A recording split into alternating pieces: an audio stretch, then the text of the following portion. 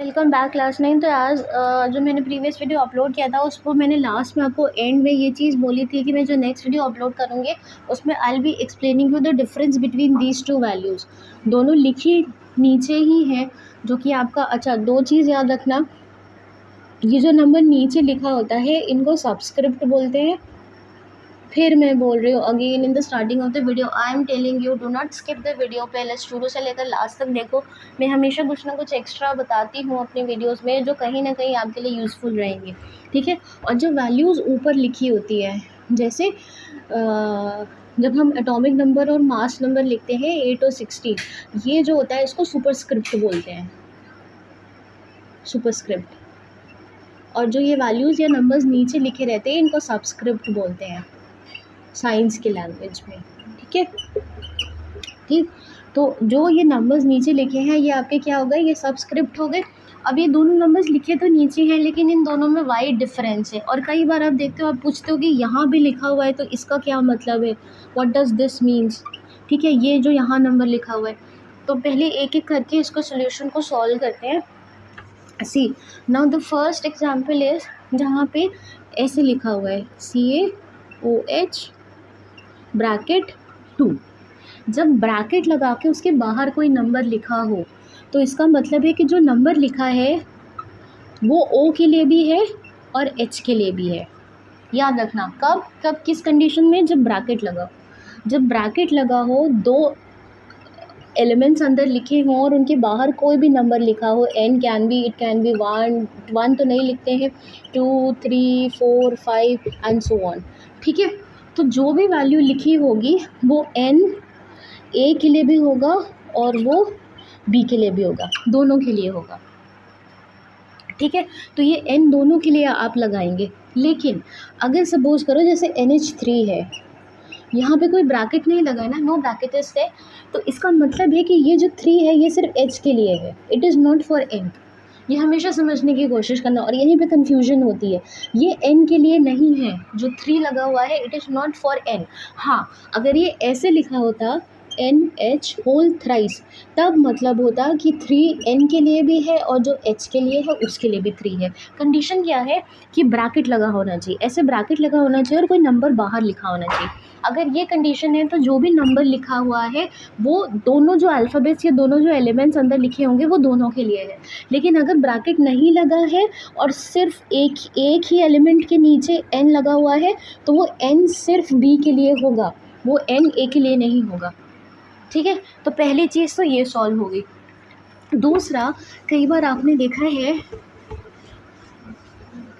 Maths में क्या करते हो, जैसे 2AB है ये लिखा होता है, तो 2AB मतलब 2A के लिए भी है और 2B के लिए भी है, ठीक है। 2 is applicable for A also and 2 is applicable for B also. अगर यहाँ दो कंडीशंस में दोनों के लिए 2 वैलिड होगा, अगर ब्रैकेट लगा के नीचे लिखा हो या बाहर लिखा हो, तब इन दोनों कंडीशंस में जो भी वैल्यू लगी होगी वो दोनों एलिमेंट्स के लिए एप्लीकेबल होगी, ठीक है। जैसे 2CaOH होल ट्वाइस, तो इसकी एटॉमिसिटी अगर मैं बोलूँ तो कितनी होगी, what will be its atomicity. Atomicity is what, number of atoms which are present in a molecule. Ca के कितने एटम्स है 2, अगर ये हटा दूँ तब Ca का कितना एटम होगा, सिर्फ 1। तब इस केस में Ca का सिर्फ एक ही एटम प्रेजेंट है, ठीक है। ऑक्सीजन के कितने एटम से प्रेजेंट है 2 और हाइड्रोजन के 2, ठीक है। लेकिन अगर ये ऐसे लिखा हो 2Ca, क्योंकि बैलेंसिंग के टाइम पे आपको बैलेंस करते हो जब इक्वेशन तो आपको नंबर्स लगाने पड़ते हैं, so that mass of the reactants is equal to mass of the product. कुछ इक्वेशन को बैलेंस क्यों किया जाता है, ताकि हम law of conservation of mass, जो आपको law of conservation of mass मैंने आपको बताया था, वो हम वेरीफाई कर सके, वो प्रूव हो। क्योंकि अगर वो लॉ वेरीफाई नहीं होगा किसी भी केमिकल रिएक्शन में तो मैटर एग्जिस्ट नहीं करेगा, फाइन। तो मैटर एग्जिस्ट करता है, हमें मालूम है solid liquids elements compound mixtures exist करते हैं, तो इसका मतलब है कि जब भी कोई केमिकल रिएक्शन होती होगी लॉ ऑफ कंजर्वेशन ऑफ मास होता होगा, और उसी को प्रूव करने के लिए हम रिएक्शंस बैलेंस करते हैं, ठीक। तो रिएक्शंस बैलेंस करने के लिए कई बार हमें नंबर्स लगाने पड़ते हैं, so that number of reactants is equal to the number of products, ठीक है। तो उस केस में ये 2 जो है इस पूरी चीज़ के लिए लगा हुआ है, ठीक है। इस पूरे कैल्शियम हाइड्रोक्साइड के लिए 2 लगा हुआ है, ये सिर्फ कैल्शियम के लिए नहीं है, बार बार बोल रही हूँ। 2AB ये मैथ्स में लगाते हो ना, तो 2A के लिए भी लगा हुआ है और B के लिए भी लगा हुआ है, दोनों के लिए लगा है, सिर्फ A के लिए नहीं लगा है। ठीक है, तो कैल्शियम के कितने आइटम्स हो जाएंगे? 2। O के ऑलरेडी 2 थे, हाइड्रोजन के ऑलरेडी 2 थे। कैसे? क्योंकि ब्रैकेट के बाहर 2 लगा था, यहाँ पे भी 2 है। तो जब बाहर 2 लगा होता है तो उसको जो भी वैल्यू है उसको मल्टीप्लाई कर देते हैं, कि याद रखना। तो नंबर ऑफ एटम्स कितने हो जाएंगे? 4, और इसके भी कितने हो जाएंगे? 4। ठीक है, OH होल ट्वाइस। लेकिन मान लो ऐसे लिखा होता 2CaOH2, कोई ब्रैकेट नहीं लगा है, तब भी उस केस में Ca कितने होंगे? 2, O कितना होगा?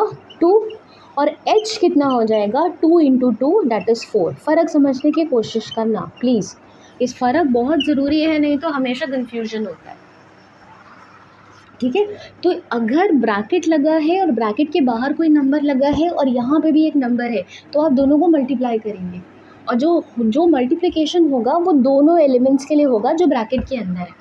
लेकिन अगर ब्रैकेट नहीं लगा है तब ये अप्लाई तो दोनों पे होगा, मतलब पूरे ही CaOH होल ट्वाइस पे अप्लाई होगा, लेकिन मल्टीप्लिकेशन सिर्फ हाइड्रोजन के लिए होगा क्योंकि ब्रैकेट नहीं लगा है, देयर इज़ नो ब्रैकेट।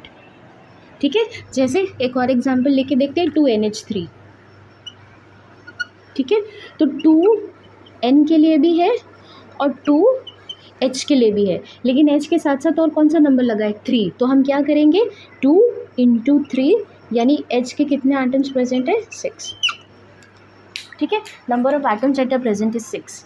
तो ये हमेशा याद रखना कि जब भी ब्रैकेट लगा होगा और कोई नंबर है तो वो दोनों एलिमेंट्स के लिए है, और अगर एक नंबर यहाँ पे भी लगा है तो भी वो दोनों एलिमेंट्स के लिए, लेकिन मल्टीप्लिकेशन हो जाएगा n × n। किसके लिए? A के लिए भी, और n × n B के लिए भी। आई होप कि ये क्लियर हो गया है आप। ठीक है, ये एक्चुअली अभी जब आप केमिकल फॉर्मूले लिखेंगे तब कन्फ्यूजन आता है, तब बहुत मेजर कन्फ्यूजन आता है। फाइन, चलो अब इतनी सी चीज़ क्लियर हुई। अब इसके बाद next is what is important is ions क्या होते हैं। Now what are ions? Ions क्या होते हैं? Ions are charge species. Ions are charge species, charged species. और ये चार्ज कैसे डेवलप होगा? जब भी कोई एलिमेंट इलेक्ट्रॉन लूज़ करेगा या गेन करेगा, दो कंडीशंस होती हैं। या तो इलेक्ट्रॉन एक्सेस में हो, किसी भी एलिमेंट के पास जो इलेक्ट्रॉन्स हो। अच्छा, मैं खाली इलेक्ट्रॉन्स की बात क्यों कर रही हूँ? सब एटॉमिक पार्टिकल्स तो 3 होते हैं, इलेक्ट्रॉन, प्रोटॉन, न्यूट्रॉन। क्योंकि सिर्फ इलेक्ट्रॉन जो है वो न्यूक्लियस के बाहर है and it is free to rotate. जो प्रोटॉन और न्यूट्रॉन है वो दोनों न्यूक्लियस के अंदर है, तो वो फ्रीली रिवॉल्व नहीं कर सकते। जो इलेक्ट्रॉन्स हैं they can freely revolve around orbits, they can freely revolve in orbits around nucleus. ये ऑर्बिट्स हैं, इमेजिनरी ऑर्बिट्स हैं, जिनमें आपके जैसे सन है, सन सेंटर होता है, सोलर सिस्टम को मान के चलो, जैसे सन सेंटर होता है और उसके आसपास आपके सारे प्लैनेट्स जो हैं ऑर्बिट्स में रिवॉल्व करते हैं, ऐसे ही सेंटर क्या होता है किसी भी एटम का? न्यूक्लियस। ये अभी सब आप नेक्स्ट चैप्टर में पढ़ोगे। ठीक है, किसी भी एटम का सेंटर न्यूक्लियस है और उसके आसपास इमेजिनरी लाइंस हैं, इमेजिनरी ऑर्बिट्स हैं, जिनमें क्या रिवॉल्व कर रहे हैं? इलेक्ट्रॉन। क्योंकि इलेक्ट्रॉन न्यूक्लियस के बाहर है तो they are free to exit और एंटर। किसी भी एटम में जो इलेक्ट्रॉन्स हैं वो फ्रीली एंटर कर सकते हैं या एटम एलिमेंट से फ्रीली एग्जिट कर सकते हैं। क्यों? क्योंकि वो न्यूक्लियस के अंदर नहीं है। ठीक है, हालांकि उनके ऊपर न्यूक्लियर फोर्स एक्ट ज़रूर कर रही है, जो न्यूक्लियर फोर्स है वो एक्ट ज़रूर करती है, लेकिन they can easily get away from this nuclear force and they can escape, भाग सकते हैं। तो इसीलिए इलेक्ट्रॉन्स जो हैं वो अकेले ऐसे सब एटॉमिक पार्टिकल हैं जो या तो लॉस्ट होंगे, मतलब या तो उनका लॉस होगा, दे ईदर गेट लूज और they get gained by any element. या तो वो कोई भी एलिमेंट उनको रिलीज़ कर देगा या कोई भी एलिमेंट उनको गेन कर लेगा। अब ये लॉस और गेन वाली कंडीशन क्या होती है ये मैं आपको बताऊंगी, लेकिन पहले हम समझ लें कि केटाइंस और एनाइंस क्या होते हैं। ठीक है, so ions are basically what? These are charge species. जैसे मैंने सोडियम लिखा है, ये चार्ज स्पीशीज़ नहीं है, ये सिर्फ एलिमेंट है।